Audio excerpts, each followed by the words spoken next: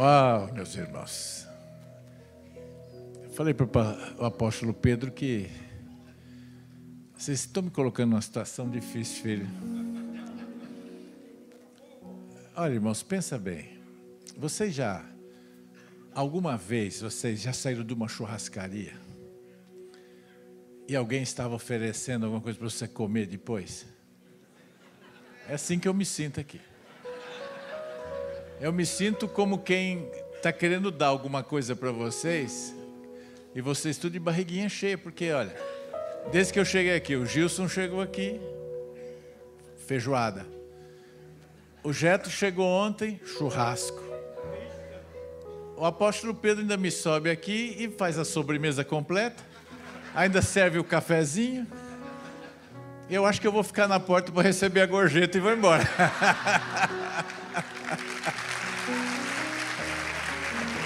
Ai, Jesus. Mas que alegria, irmãos, estar aqui, esse avivamento verdadeiro, né?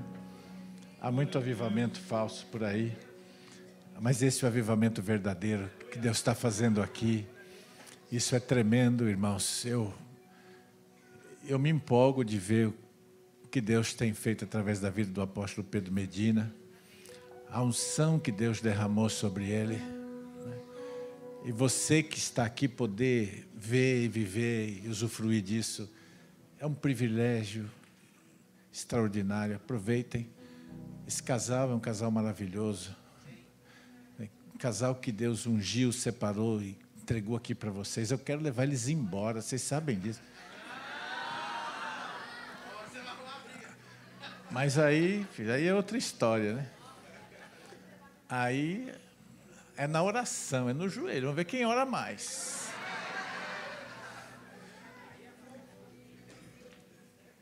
Mas vocês têm vivido aqui momentos extraordinários. Aproveite cada momento desse. Você que está aqui, que é membro da igreja, você que chegou, que está chegando. Deus tem coisas lindas para a tua vida, aproveite. Isso não é comum. Alguns dizem que está acontecendo em todo lugar, não é verdade. Em alguns lugares. E aqui está acontecendo. Então esse é um lugar de avivamento. Eu não estou falando que não há milagres em outros lugares. Na nossa igreja há muitos milagres. Toda a igreja do Senhor Jesus há muitos milagres. Mas a forma como que Deus está fazendo aqui, de maneira tão explícita, tão contundente, tão imediata, tão extraordinária, é uma dádiva. Aproveite. Orem por mim, meus irmãos, eu preciso. Eu vou estender os braços aqui. Começa a orar por mim agora. Estende a sua mão. Fala, Senhor, ajuda esse pobre coitado aí. Pergunta para Deus assim, o que sobrou para ele, Senhor?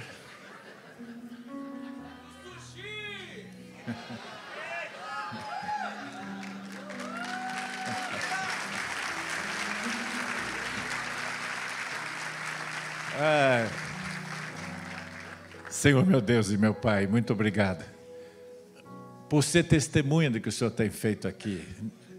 Isso não começou hoje, nem começou na inauguração deste templo. Isso começou quando o teu filho aceitou o desafio de ser pastor. Quando as portas se abriram para ele ser um itinerante, mas ele decidiu ficar neste lugar para servir o Senhor aqui e gerar uma família a quem, pela tua inspiração, chamou família do reino.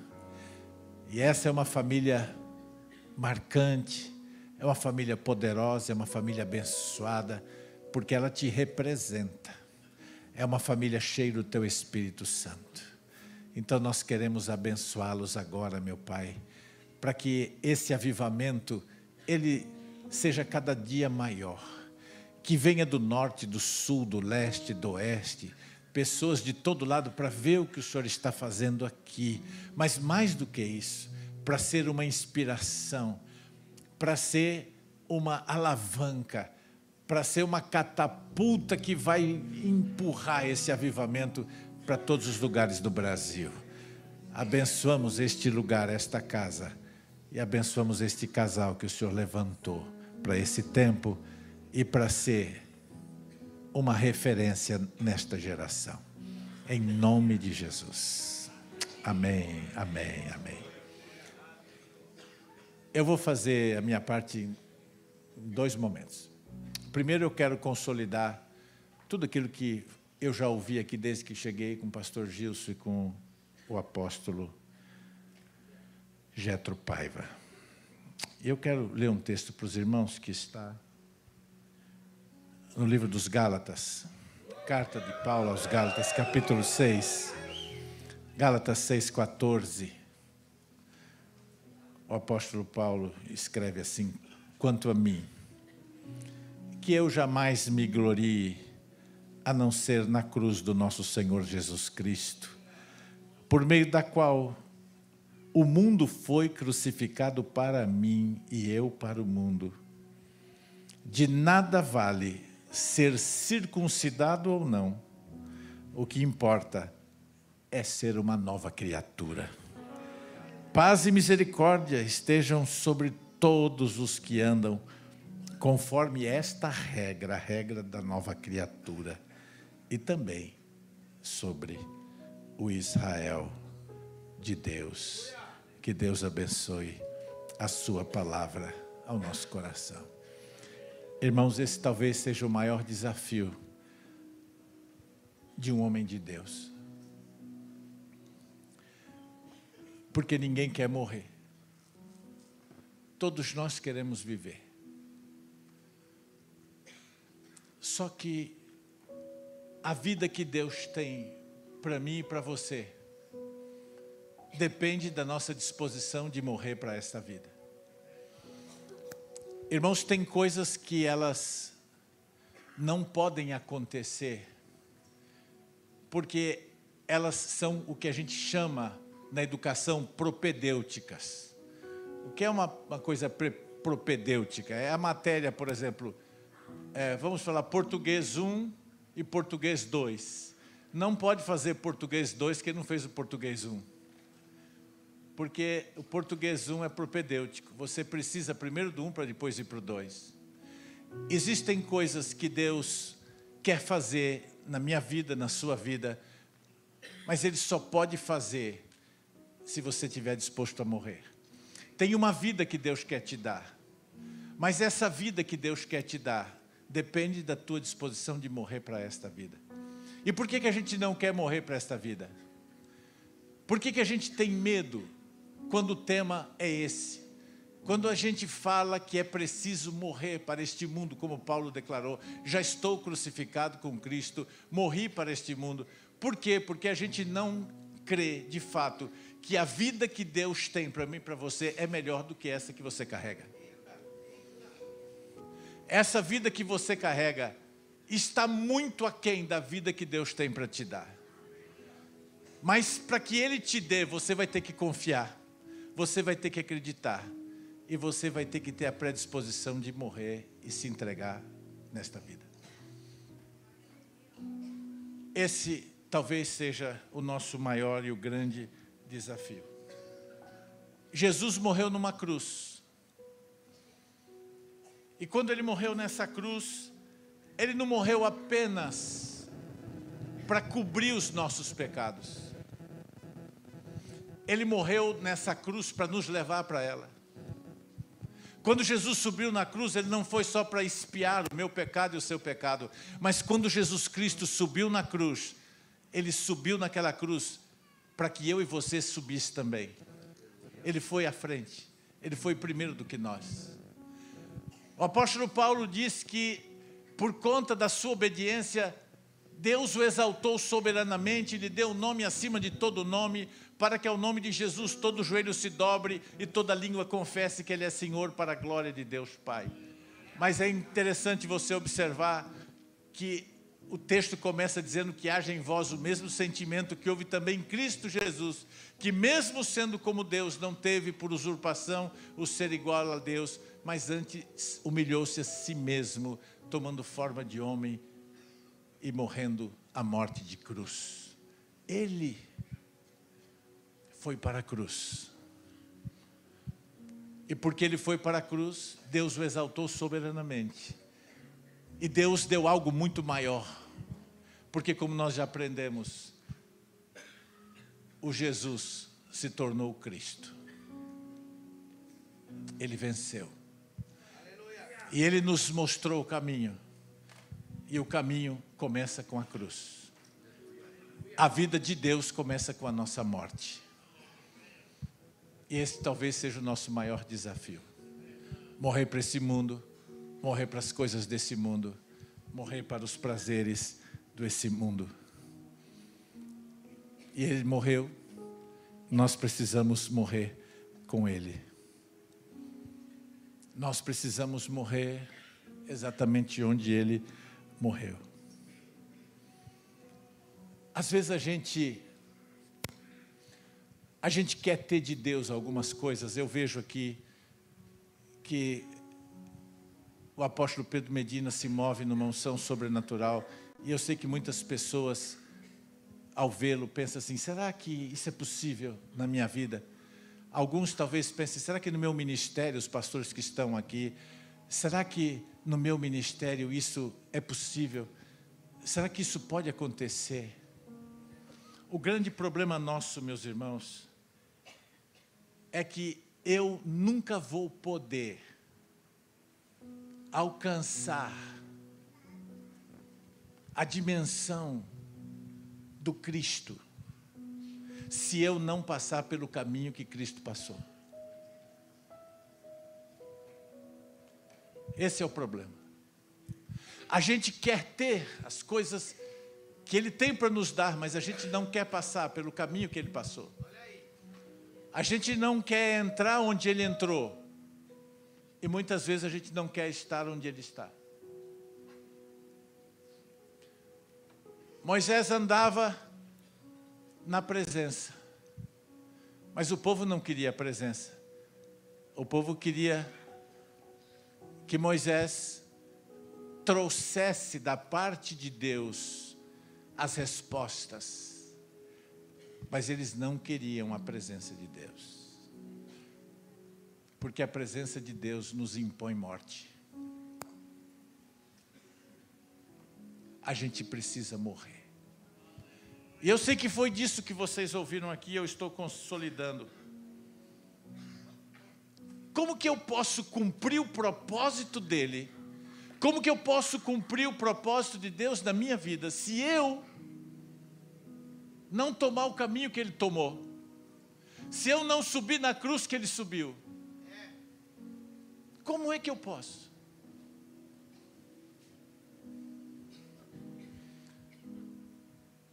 Irmãos, o Evangelho é lindo. E viver o Evangelho é um desafio. O apóstolo Paulo diz que não mais eu, mas Cristo vive em mim. E eu estou ressuscitado com Ele. Eu estou ressuscitado com Jesus. E por que eu estou ressuscitado com Jesus? Porque eu tive a experiência do novo nascimento. Mas muitas pessoas ainda não entenderam a questão do novo nascimento. Para muitas pessoas, o novo nascimento é melhorar a vida. Para muitas pessoas, a experiência do novo nascimento é receber uma bênção, é ter a vida melhorada. Mas o novo nascimento é a vida dele em mim. São coisas diferentes. Quem experimenta o novo nascimento, experimenta a vida dele em você. Senão não tem novo nascimento. Irmãos, Jesus pode melhorar a vida das pessoas. Jesus melhorou a vida de muita gente. Vocês se lembram dos leprosos? Os leprosos vieram até Jesus. E eles foram curados. E vocês acham que a vida daqueles leprosos melhorou ou não? Melhorou. A vida dos leprosos melhorou.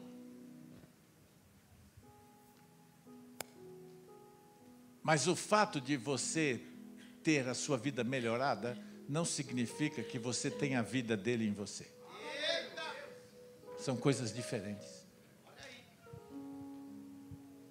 Agora, presta atenção numa outra coisa.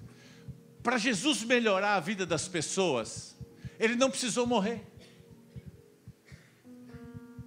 Jesus não precisou morrer para fazer o cego enxergar.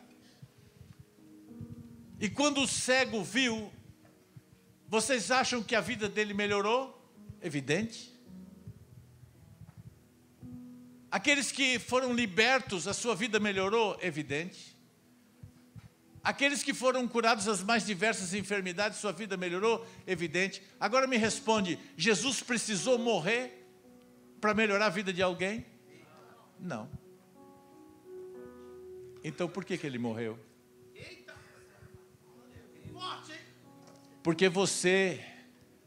Porque Jesus não existiu para melhorar a sua vida. Jesus existe para trazer a vida dele em você. São coisas diferentes. É isso que você precisa discernir.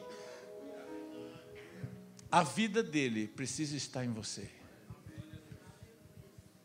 E por isso eu já parabenizo os que hoje entregaram a vida para Jesus. Abre o teu coração e deixa a vida dele entrar em você. Porque quando a vida de Deus entra em nós, a gente faz coisas que a gente jamais faria. Eu vejo que algumas pessoas hoje, elas querem algumas coisas. Querem um tipo de unção, algum tipo de poder. Eu vejo pessoas se reunindo para receber a unção do boi selvagem, a unção do leão, a unção da águia, a unção de Elias, a unção de Eliseu. Mas, meus irmãos, vocês não sabem o quanto eu me alegro de estar aqui e ver que a unção que está aqui é do Espírito Santo de Deus. Que a unção que está aqui é a unção daquele que traz a vida de Cristo com ele. São coisas diferentes. Então, bendito seja o Senhor. Vocês estão no caminho certo. Glória a Deus. E eu só introduzi, porque a mensagem não tem nada a ver com isso. Mas eu só estou querendo consolidar tudo que vocês ouviram aqui. Para dizer, é isso mesmo. E eu quero dizer, apóstolo Pedro, que eu concordo com cada profecia que foi liberada aqui, sobre a sua vida, a vida da Sara. Quero dizer que esses dias, nessa cruzada de milagres, será exatamente como foi dito ontem aqui pelo apóstolo Jetro. Vai ser um divisor de águas. Deus vai fazer coisas extraordinárias. Não só no sentido de curar, não. Mas para trazer a vida de Jesus sobre a vida das pessoas. E esse é o maior legado da igreja. Então eu queria que você reclinasse sua fronte agora. E que você dissesse assim, Senhor, eu quero a tua vida em mim. Fala, Espírito Santo, me mata. Espírito Santo, me mata. Espírito Santo, me mata. Porque eu quero a vida de Cristo em mim, em nome de Jesus. Amém e amém. Dê um forte aplauso.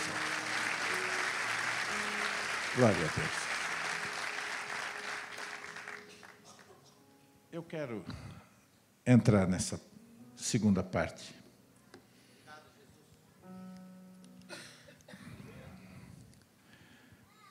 Fazendo uma pergunta hoje para você.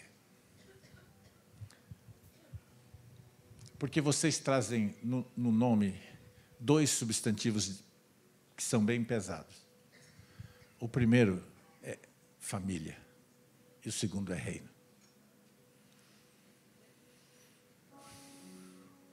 A família sempre foi um projeto de Deus. Deus ama a família porque Ele gerou a família. Quando Deus gerou a família, Deus tinha um propósito. Deus queria trazer proteção e ensino. A família é um lugar onde a gente aprende. E a família é um lugar que nos protege. Por isso vocês são uma família. A família do reino, a família de Deus. A família no mundo que nós estamos vivendo é uma família que está num processo de desconstrução. Muitas coisas estão sendo desconstruídas nessa geração. É só você olhar para os jornais, para as redes sociais. Você vai ver como essa desconstrução é rápida e violenta. E a família não tem sido diferente, a família tem sofrido todo nível de ataque, para que ela deixe de ter o valor e a importância que Deus deu a ela desde a sua criação. Segundo as pesquisas mais recentes que nós temos, a família se tornou hoje o lugar mais perigoso para se viver. Segundo a pesquisa feita por norte-americanos, porque eles são bons nisso, só existe um lugar mais perigoso que a família. É uma frente de guerrilha, uma frente de batalha. Depois de uma frente de batalha, o lugar mais perigoso para se viver é dentro de casa. Porque dentro de casa é onde estão sendo formadas as maiores feridas, as maiores enfermidades no corpo, na alma e no espírito. Estão se dando dentro de casa. A violência física, violência emocional e violência espiritual. E a família está pagando um preço altíssimo por conta disso. Mas Deus ama a família. Contudo, a família ainda é um projeto de Deus. E depois disso tudo, eu tenho uma pergunta. E essa é a pergunta que nos norteia hoje aqui. Quem você é para a sua família? Você que está aqui agora. Você tem uma família. Me responde quem você é para ela. Não é o que você é nela. É o que você é para ela. Ou seja, o que você gera para ela. Pensa um minuto. E responda para você mesmo. Quem você é para a sua família?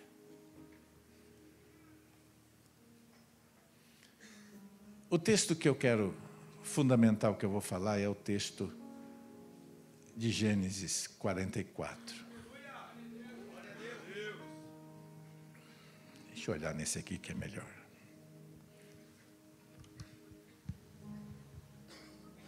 Gênesis 44. Esse é um texto bem conhecido da história de José.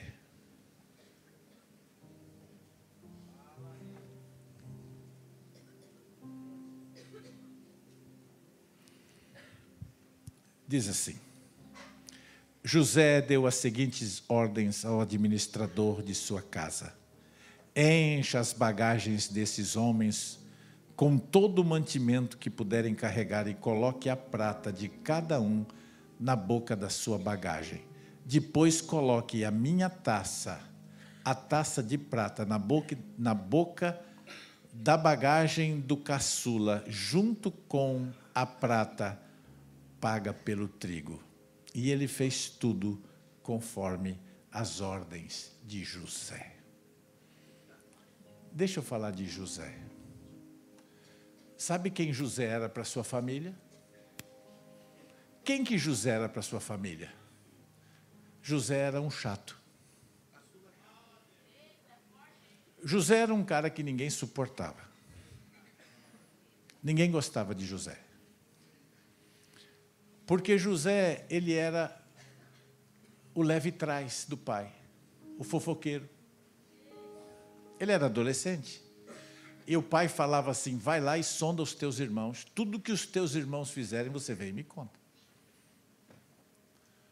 Então os irmãos já não gostavam de José por conta dele ser esse cara que ia levar sempre para o pai as coisas que estavam acontecendo.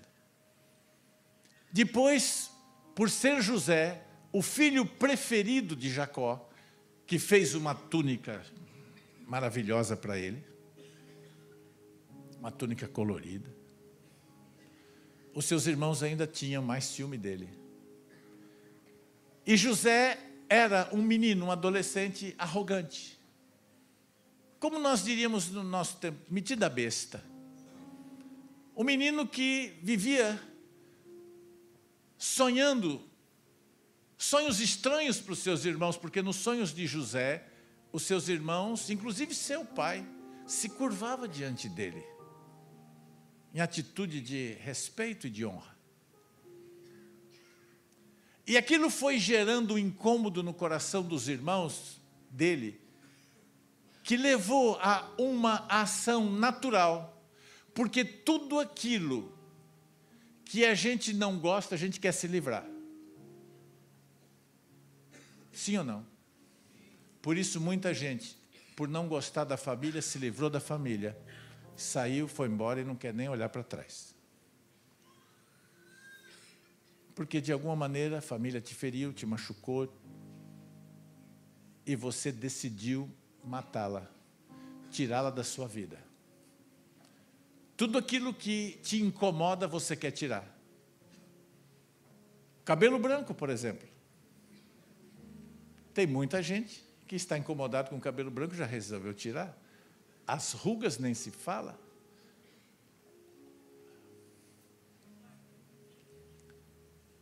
É natural esse processo.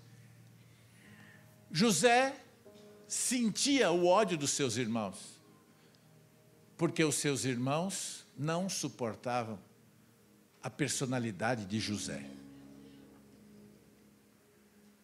Por isso, seus irmãos decidiram então vendê-lo. E José foi vendido como escravo. Mas interessante que José carregou com ele, como qualquer pessoa carregaria, a dor dessa rejeição dos seus irmãos. Quando nasceu seu primeiro filho, Manassés, ele colocou esse nome no menino, dizendo, porque o Senhor me fez esquecer da casa do meu pai. Lembra do que eu falei? Tudo aquilo que nos incomoda, a gente quer esquecer, a gente quer matar, a gente quer tirar da vida da gente. E a primeira coisa que passava pelo coração de José era tirar da vida dele as lembranças da família. O Senhor me fez esquecer da casa do meu pai. Ele ainda atribuiu ao Senhor isso. Mal sabia ele que não tinha nada a ver com o Senhor, que o Senhor tinha outros planos. E esse texto, quando ele chega aqui nesse lugar, ele se torna muito interessante para mim e para você, porque José, ele ficou entre dois caminhos. E nós sempre estamos, irmãos, diante de dois caminhos. Ele tinha duas opções: se vingar ou salvar. Diga, vingança ou salvação. Estava nas mãos de José as duas possibilidades. Quando os irmãos de José chegaram no Egito, eles não reconheceram José, porque José estava vestido de uma maneira muito estranha. José estava usando uma saia,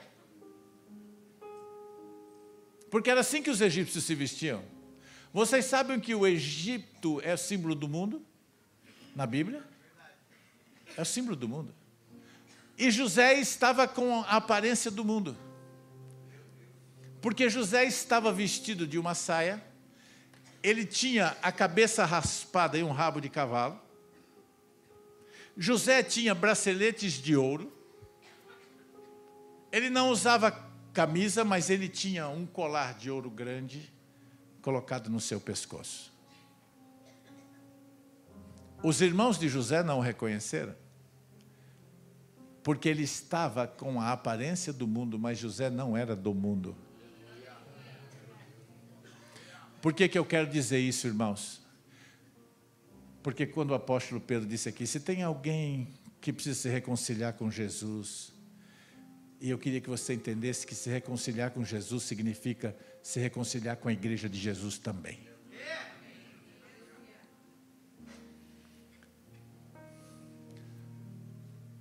Tem muita gente, irmãos, que saiu da igreja. Sabe por quê? Porque os irmãos não entenderam ele. Tem muita gente que saiu da igreja porque em algum momento ele foi inóspito. Ele foi chato, ele foi difícil. Ele foi complicado. E ele foi embora. E ele foi para o mundo. E até carrega algumas coisas do mundo com ele. Talvez uma tatuagem, talvez um brinco.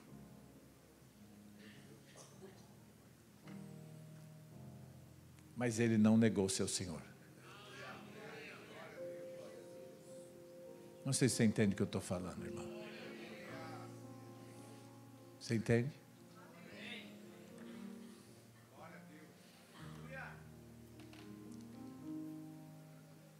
E no mundo José se tornou uma referência.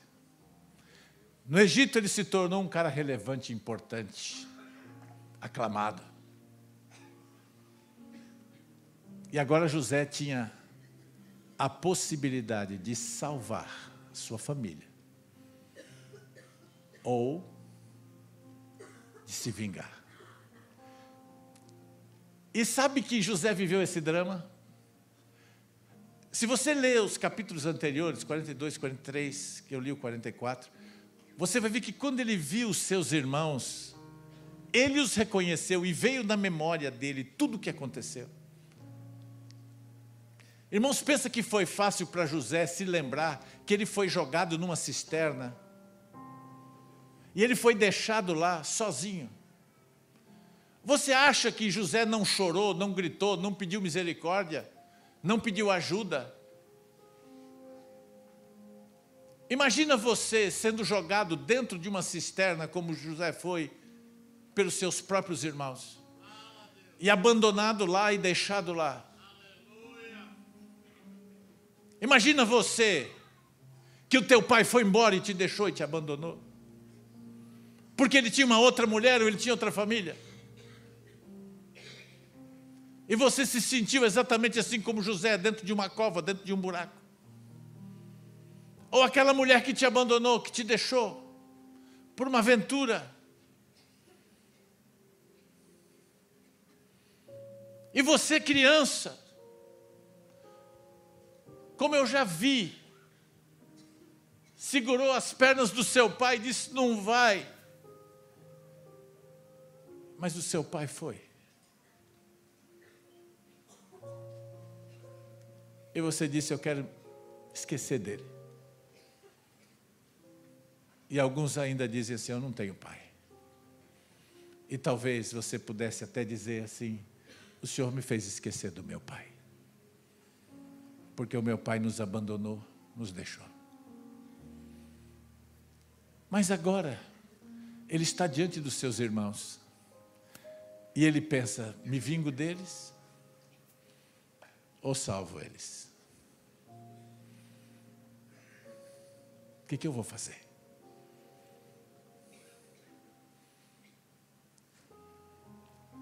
E aquilo pegou o coração de José. José o chama para uma entrevista. E José, antes de se vingar, ele quer saber mais. Ele quer saber do seu pai. Ele quer saber se o seu pai está vivo. Porque ele ainda amava o seu pai. E os irmãos dizem, não, ele está vivo.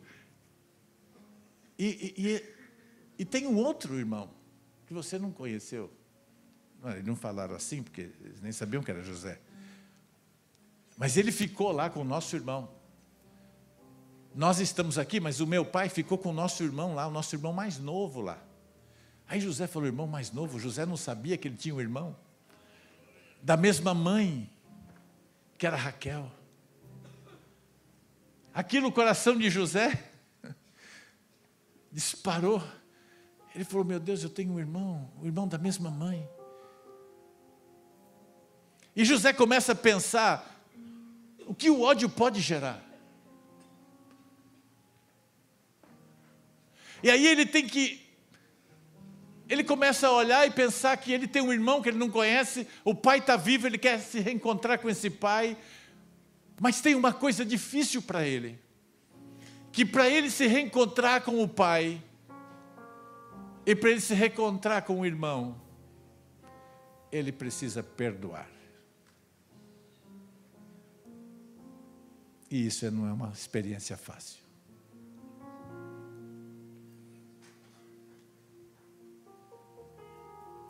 Deixa eu te dizer uma coisa, meu irmão. Quem você é para a sua família? Você é o vingador da sua família? Ou você é o salvador da sua família? Se você quer salvar a sua família, você vai ter que aprender a perdoar. Você vai ter que abrir o teu coração para liberar perdão para os seus pais, para os seus irmãos, para os seus tios, seja lá quem for.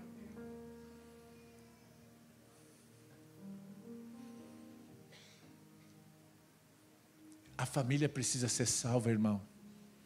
E você é o salvador dela. É você que vai salvar a sua família. Agora olha que coisa linda, porque José quer encontrar o pai, quer encontrar o irmão, e ele não sabe como fazer isso, então ele fala assim, manda trazer esse menino que eu quero ver.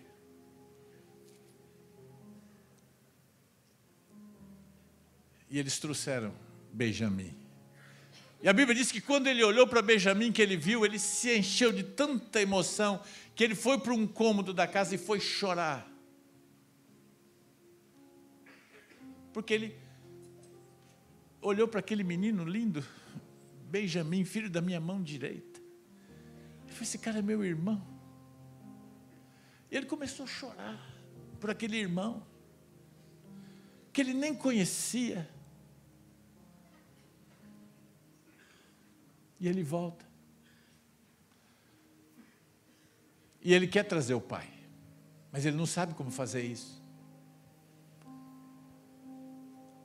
Agora, ele vai e diz assim, para o seu servo, pega a minha taça, coloca no saco que ele está levando, com mantimento. E aí depois nós vamos atrás deles e vamos trazer ele, eu vou prender ele aqui, porque na realidade ele queria ficar com o irmão. E ele armou todo um esquema, muito bem armado. E o irmão, que já estava indo embora junto com os outros irmãos, foi interditado no meio do caminho pelo servo dele e foi trazido à presença dele como ladrão. E agora, justamente por ter sido ladrão, ele teria que servir José para o resto da vida como escravo. Mas eu quero que você pense, irmãos, olha até esse momento como é que está a cabeça de José. Porque José ainda,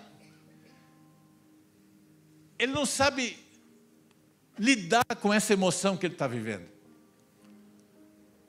Ele imaginou assim, o texto vai dizer que ele disse, não, vocês não precisam me servir como escravos, só quem tinha a taça dentro do saco, que era justamente o irmão que ele queria que ficasse com ele. Com certeza ele ia mandar os irmãos outros embora, e ele ia ficar com o irmão, para viver usufruir da companhia do irmão que ele não teve até então. E ele o prendeu. Mas aí veio um dos irmãos chamado Judá. Diga, Judá. Esse cara foi extraordinário. Por que vocês acham que Jesus é o leão da tribo de Judá? Sabe o que Judá fez? Judá foi lá e disse assim: não faça isso, porque eu conheço o coração do meu pai. Diga, Judá conhece o coração do pai. Ele disse, eu conheço o coração do meu pai. E se você o prender aqui, meu pai morre.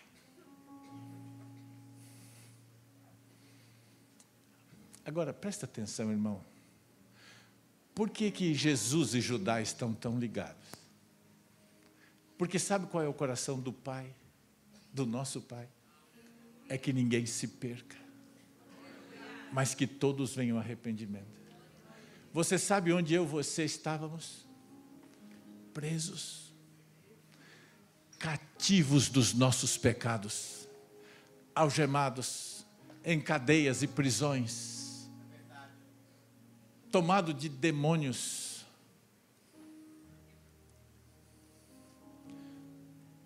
Mas aí vem Jesus, o leão da tribo de Judá, e diz para o pai, pai,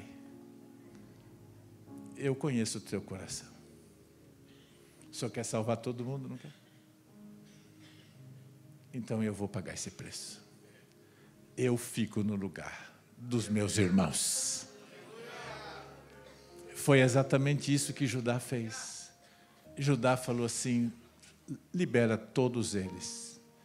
Eu fico aqui para pagar o preço de todos eles.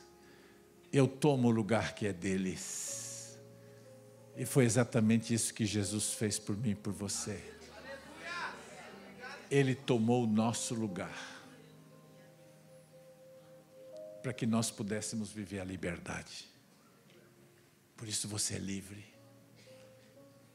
Porque alguém pagou esse preço. Salvação não é de graça. A salvação teve um preço. É que Jesus pagou esse preço. Por isso ela é de graça para você, mas ela nunca foi de graça. Ele pagou esse preço. Agora, irmãos, José olha para Judá e Judá diz assim, o meu pai vai morrer se você fizer isso. E esse é o momento que é uma grande confraternização entre ele e os irmãos. Porque a hora que alguém que conhece o coração do pai, revela o coração do pai, Deus muda a história.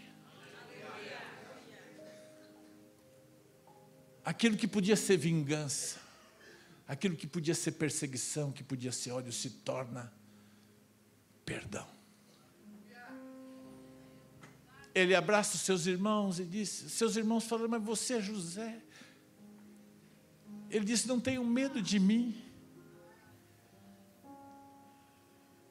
Porque hoje eu entendo que Deus usou tudo aquilo, todas aquelas circunstâncias horríveis da minha vida, tudo aquilo de ruim que eu passei, Deus usou para salvar vocês.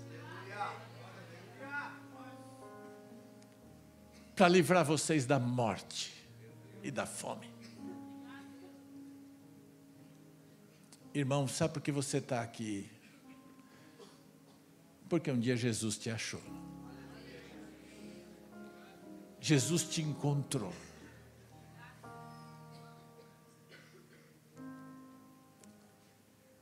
E você pode ser o vingador da sua família, ou você pode ser o salvador da sua família. Essa é uma decisão que está diante de você, como esteve diante de José. E se você quiser salvar a sua família, a primeira coisa que você vai ter que fazer é perdoar todos eles. É perdoar todos que te feriram. E ampliando isso para uma dimensão espiritual, você vai ter que se reconciliar com a igreja do Senhor Jesus. E você vai ter que perdoar todos os irmãos que um dia te feriram, ou que te interpretaram mal, ou que te defamaram, ou seja lá o que for. Mas José não foi só isso. José foi além disso. Porque antes de José morrer, ele disse assim para os seus filhos: quando eu morrer, levem os meus ossos daqui. Numa palavra muito clara de direção, dando àquele povo a esperança, dizendo: este aqui não é o nosso lugar definitivo, porque nós somos cidadãos dos céus. Sabe por que vale a pena perdoar, irmãos? Porque nós não somos daqui. E é tão lindo porque ele diz: leva os meus ossos daqui.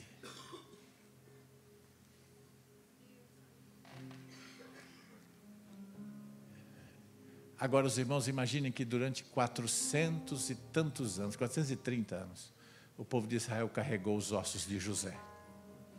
Eles guardaram os ossos de José. Eu quero que você olhe na sua mente, você veja mentalmente aqueles 40 anos no deserto e alguém carregando os ossos de José.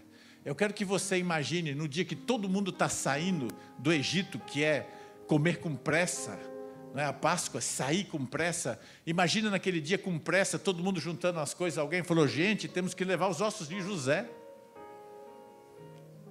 E o livro de Josué diz que os ossos de José foram sepultados na terra que ele recebeu por herança. Os irmãos sabem que aquela geração pereceu no deserto, mas José foi enterrado na terra prometida. Porque ele foi o símbolo da esperança de Israel. Sabe por quê? Porque ele se tornou salvador da sua família. Porque ele perdoou aqueles que lhe feriram, aqueles que lhe fizeram mal. E agora, ele estava entrando com a nova geração, depois de todos esses anos. Imagina, irmãos, olha, o Brasil tem 500 e poucos anos de vida. O Brasil tem 500 e poucos anos de história. Eles ficaram 430 anos no Egito, depois mais 40 no deserto. Quase 500 anos. E alguém se lembrou dos ossos de José. E sabe o que José estava nos dizendo? Que nós não somos daqui. Eu não sou desse lugar. Você não é daqui, irmão. Você é cidadão do céu. Mas não se engane pensando que o céu virá. Não haverá céu. Porque o céu já existe para você. Para você que já morreu em Cristo. Porque quem morreu em Cristo é nova criatura. Amém? E se você morreu em Cristo, você é nova criatura.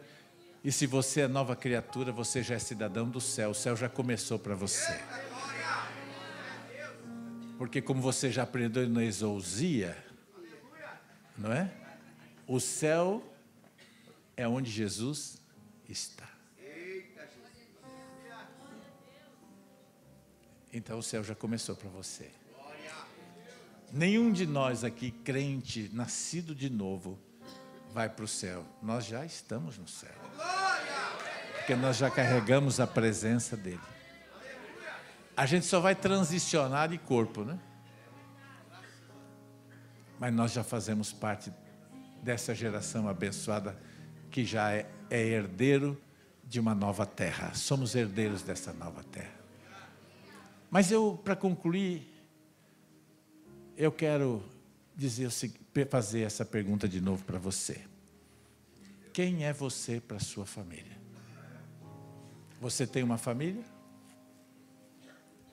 Qual é o seu nível de relevância nela? Qual é o seu nível de influência nela? Qual é o seu nível de importância nela? Quanto você clama a Deus por ela? E o seu coração já perdoou? Já perdoou o pai que te deixou? A mãe que te deixou? Ou o marido que te deixou? Ou alguém que te feriu? Ou o irmão que te abusou? É difícil, né? Mas você pode salvar, porque essa é a nossa vocação. Jesus disse: eu não vim para condenar ninguém, eu vim para salvar. Então, meus irmãos, aceitem o desígnio de salvadores. Vocês são chamados por Deus para salvar. Que Deus salve a nossa família, que Deus salve a sua família. Eu queria orar por você. Eu quero orar pela sua família. Eu quero orar por aquilo que você é para a sua família. Para que na sua família você seja uma referência. E que você possa ser o salvador da sua família. Que você não descanse enquanto todos não se renderem a Jesus. E quando alguém te perguntar quem você é para a sua família, você vai dizer: eu sou o salvador da minha família. Amém? Fique em pé no seu lugar. Vamos orar. Comece a orar pela sua família. Comece a trazer à memória seu pai, sua mãe, cada um dos seus irmãos. Sabe aquele irmão que faz tempo que você não vê? Aquele cara chato às vezes.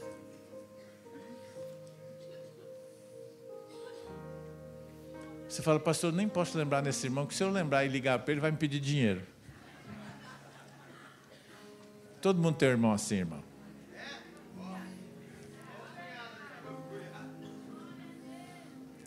Mas deixa eu dizer uma coisa para você. Deus te deu. Deus deu a você o que Deus deu a José. Deus te deu uma túnica. Uma túnica de honra. Você não é qualquer um. Você é especial. Você é especial para Deus. José disse: agora eu entendo tudo que eu passei. Ele disse para os seus irmãos: meus irmãos, eu não vou fazer nada de mal para vocês, porque agora eu entendo que eu precisei passar por todo esse caminho para que Deus me encontrasse e eu pudesse salvar vocês. Deus quer salvar a sua família. Eu queria que você reclinasse a sua fronte agora, ficasse em oração. Nós vamos, enquanto o louvor adora, fique em pé mesmo e ore. Enquanto você ouve essa música, comece a pensar na sua família, nesse projeto de Deus. Muita gente já desistiu dele. Talvez você que tenha abandonado a sua esposa, você que abandonou seus filhos. Mas você precisa salvar a sua família. Você precisa ir lá pedir perdão para os filhos que você abandonou. Você precisa pedir perdão para as filhas que você abandonou. Você precisa pedir perdão para a esposa que você abandonou. Se ela ainda está viva, se ela existe, você vai ter que aprender a perdoar. Pode cantar, irmão. Uma túnica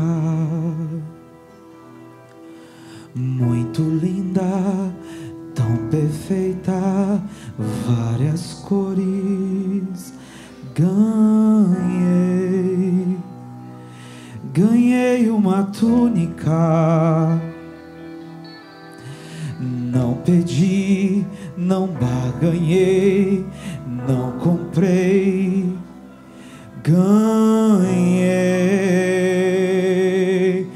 Mas uma coisa eu não entendi, é que quando quando aquela túnica vesti, causou inveja entre os meus irmãos, a ponto de causar irritação. Mas me diga, mesmo que culpa tenho eu, é que o Pai gostou de mim e me escolheu. E túnica o Pai dá a quem quer. Sou seu filho, sou da casa, sou José.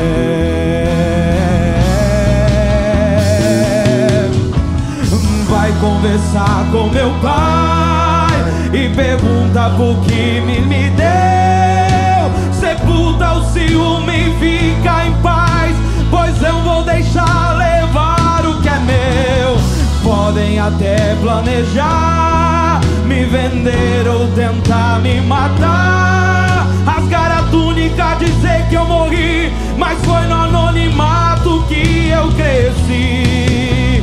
E hoje Deus me abençoou, me deu graça e me fez prosperar. E quem no passado minhas vestes rasgou, me chama pra festa, pra comemorar. Deixa eu dizer uma coisa pra você. Deus te deu uma túnica, mas Ele não te deu uma túnica para você se exibir com ela. Deus não te deu uma túnica para você ostentar, nem desfilar, nem para fazer inveja aos seus irmãos. Deus te deu uma túnica porque você é especial para Ele. E Deus te deu uma túnica porque você é salvador dos seus irmãos. Diga: eu sou o salvador dos meus irmãos. Eu sou o salvador da minha família. Começa a orar em línguas agora. Oh, ricandeste de baixo de badabaraba, candere baixo de babababaxo. Oh, lecandeste de barabaxo de. A unção que você tem foi o Pai que deu. Abaixo de candeste de bababababa. Oh, ricandeste de baixo de a chamada que arde foi o Pai quem deu. Estão querendo matar, mas foi o Pai quem deu. Vender e caluniar, mas foi o Pai quem deu. Descansa, canta, fica firme, pois foi o Pai quem deu. Deixa eu dizer uma coisa pra você. Irmãos, Deus quer fazer algo lindo hoje aqui. Algum tempo atrás, eu fui ministrar numa igreja e eu fiquei surpreso, porque eu perguntei assim: quem tem alguém para perdoar na família? E a maioria absoluta era de filhas que estavam ali para perdoar as suas mães pelos que elas haviam passado.